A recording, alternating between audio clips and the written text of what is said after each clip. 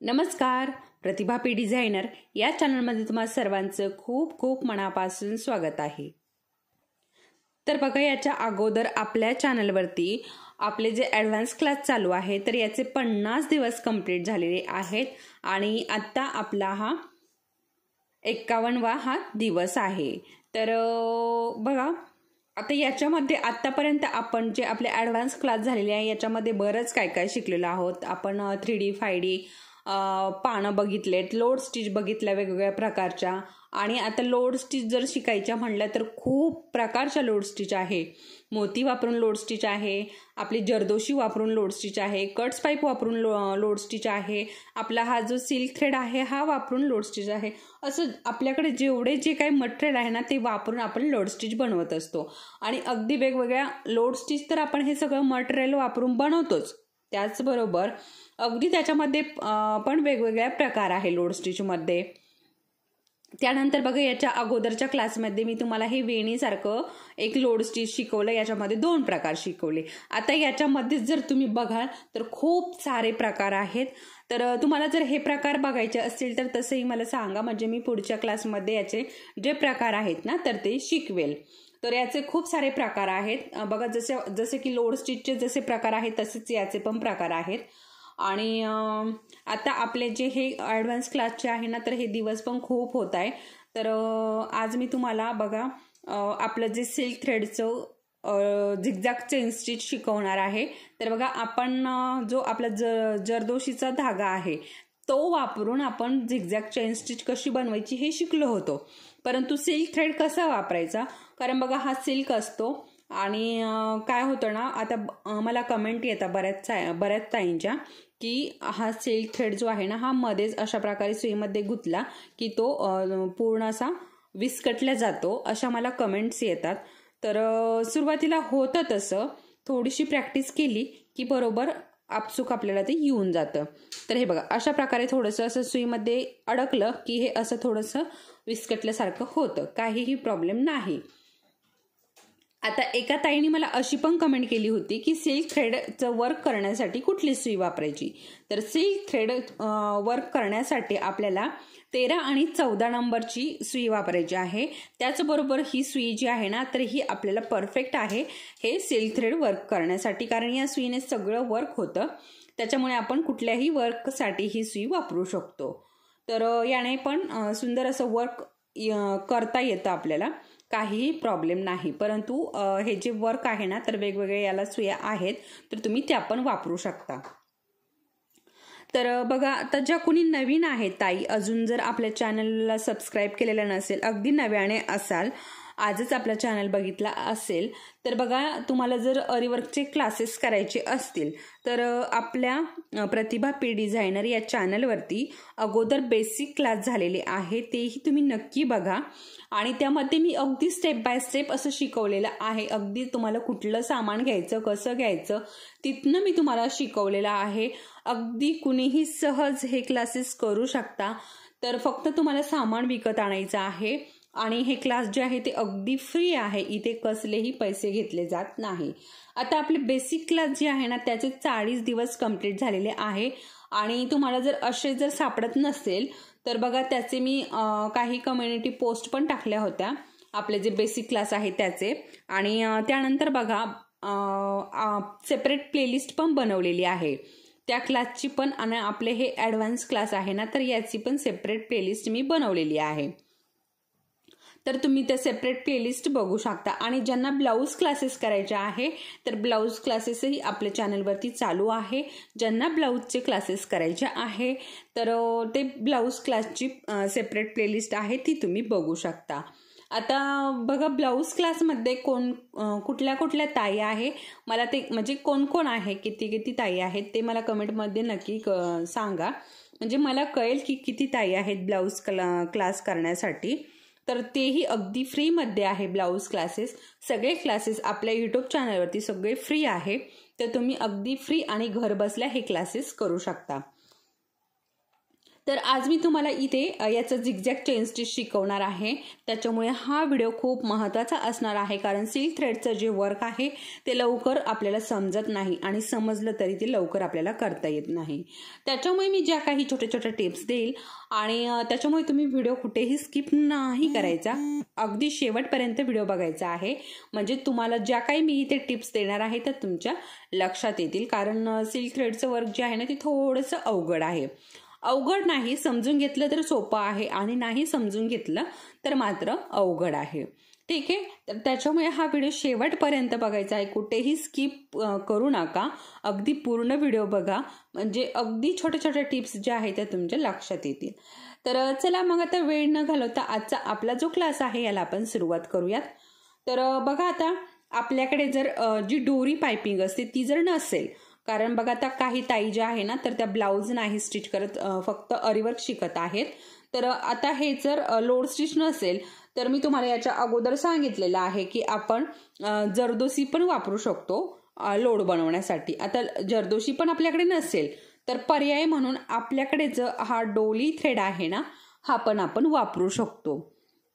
आता आपण डोली थ्रेड वापरू शकतो, किंवा आपल्याकडे काहीच नसेल तर आपल्याकडे मोती तर आहेच आहे। ठीक आहे, सगळ्यांकडे मोती आहे, तर हे मोती जे आहे ना हे पण आपण लोड स्टिचसाठी वापरू शकतो। तर आज मी तुम्हाला डोली थ्रेड वापरून लोड कसं द्यायचं ते शिकवणार आहे आणि सिल्क थ्रेडचं झिगझॅग चेन स्टिच शिकवणार आहे। असं दोन्हीही कॉम्बिनेशन करून मी तुम्हाला आज शिकवणार आहे। तर बघा, आता इथे मी अशा प्रकारे हा जो आपला डोली थ्रेड आहे ना तर हा घेतलेला आहे, हे बघू शकता, आणि याचे 4 पदर घेतलेले आहे। हे बघा, अशा पद्धतीने 4 पदर याचे घेतलेले आहे एकत्र। ठीक आहे, आता याचा आपल्याला लोड स्टिच बनवायचा आहे। तर हे बघा, आता इथे आपला हा जो थ्रेड आहे ना हा घेतलेला आहे, आणि मी तुम्हाला नेहमी सांगत असते की थ्रेड जो आहे ना तो आपल्याला आपलं सिल्क थ्रेडचं जर वर्क करायचं असेल तर आपल्याला डबल थ्रेड घ्यायचा असतो। ठीक आहे, तर डबल थ्रेड घ्यायचा असतो आणि अशा प्रकारे हा आपल्याला घ्यायचा असतो। आणि हे बघा, आता अशा प्रकारे डबल घेतल्यानंतर असं आपण हे सुईमध्ये अडकवतो। ठीक आहे, आता एकच आला, परंतु आपल्याला दोन्हीही अशा पद्धतीने याच्यामध्ये घ्यायचे असतात। अशा प्रकारे आपल्याला हे वर्क करायचं असतं आपलं सिल्क थ्रेडचं। ठीक आहे, तर आता मी हा डबल घेणार आहे। तुमच्याकडे 2 जर रीळ असेल एकसारखे तर 2 घ्या, किंवा यालाच तुम्ही डबल करून घेतलं तरीही चालेल। कारण बघा, आता असं अर्जंटमध्ये काहींना नाही मिळत लवकर, कारण बघा काही खेड्यातल्या पण ताई आहे आपल्याकडे आपल्या यूट्यूब चॅनलवरती, काही शहरातल्या आहे, काहीच्या ठिकाणी म्हणजे काही ज्या ताई राहतात तिथे हे सामान जे आहे ना हे अवेलेबल नाही, तर त्यांना थोडंसं गावाबाहेर जाऊन आणावं लागतं। तर असे हे काही प्रॉब्लेम आहे, त्याच्यामुळे एकच असं असेल रीळ तर तुम्ही याचंच डबल करून वापरू शकता। ठीक आहे, आता मी बघा अशा प्रकारे डबल थ्रेड घेतलाय आणि आपल्याला गाठ देऊन घ्यायची आहे। डबल थ्रेड घेतल्यानंतर काय करायचं, आपल्याला इथे जसं आपण गाठ देतो ना तर एक थोडीशी जाडी गाठ देऊन घ्यायची आहे अशा पद्धतीने, म्हणजे ती खालनं वरती येणार नाही। आणि हे बघा इथे अशा पद्धतीने, आता याला काय करायचंय आपल्याला, तर हे बघा अगोदर काय केलंय ना मी अशा प्रकारे ही सरळ लाईन खेचून घेतली, म्हणजे आपल्या लक्षात येईल की या सरळ लाईनीवरतीच आपल्याला ही लोड जी आहे ना ती बनवून घ्यायची आहे। तर डबल थ्रेड घेतलाय मी अशा पद्धतीने, आणि बघा खालच्या बाजूने हात घालून घेतलाय, आणि हे बघा आता इथनं आपल्याला हा जो थ्रेड आहे बरोबर इथनं आपल्याला तो वरती काढून घ्यायचा आहे। तर बघू शकता अशा पद्धतीने मी वरती काढून घेतलाय, आणि बघा इकडे आता हे बघा इकडे काढलं की काय करायचं, आता हा जो धागा आहे ना तो इकडे तिकडे जातो। आता कुठलाही असो, आपला पायपिंगचा असो किंवा काहीही असो, तर तसं होतंच। तर आपल्या सुईच्या टोकाने तो इकडे लोटून घ्यायचा आणि सुई खाली घालायची, आणि अशा पद्धतीने खालचे जे धागे आहे ते वरती काढून घ्यायचे। तर बघा अशा पद्धतीने वरती काढून घ्यायचंय।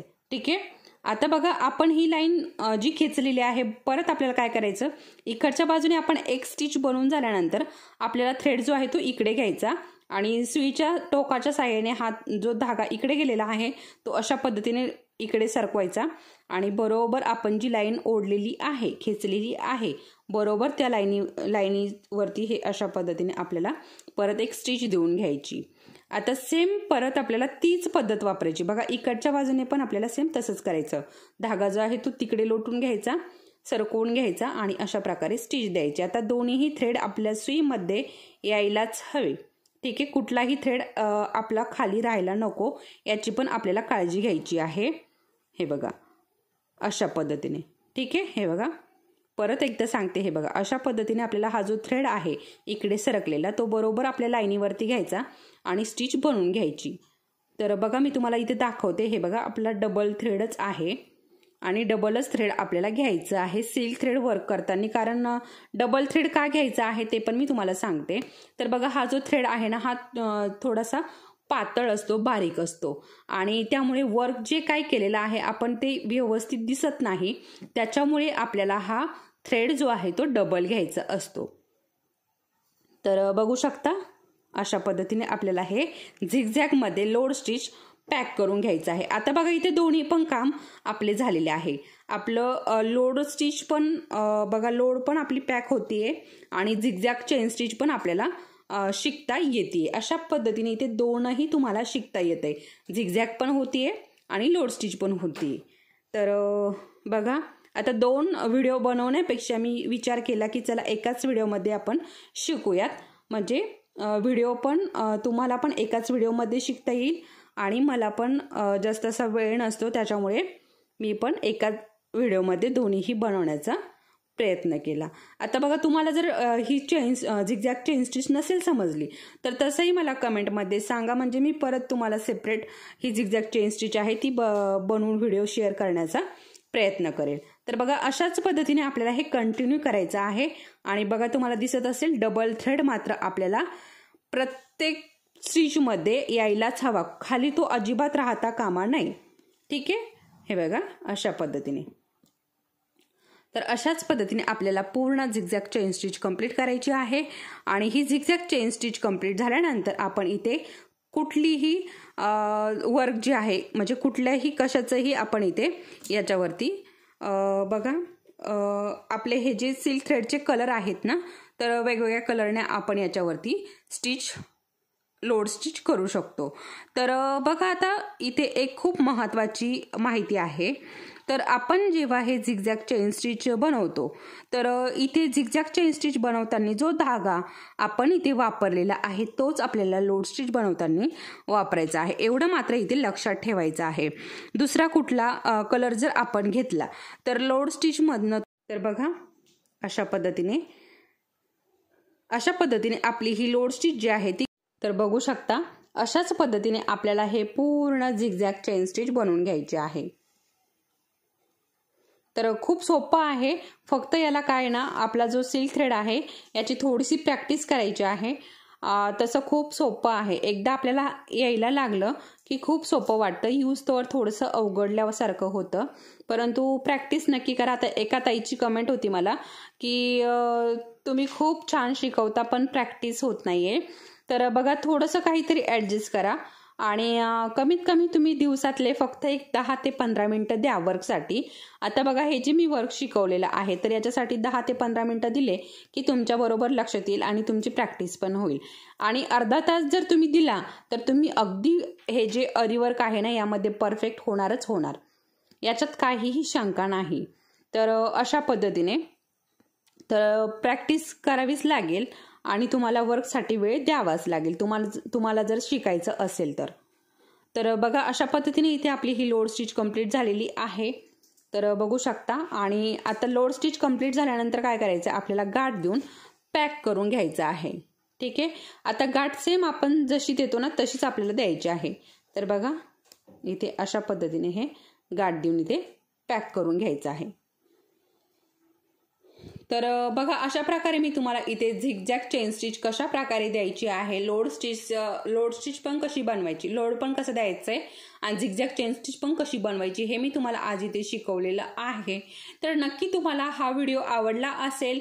व्हिडिओ जर तुम्हाला आवडला असेल तर व्हिडिओला लाईक करायला मात्र विसरू नका आणि चॅनलवरती जर कोणी नवीन असेल तर चॅनलला सबस्क्राईब करा.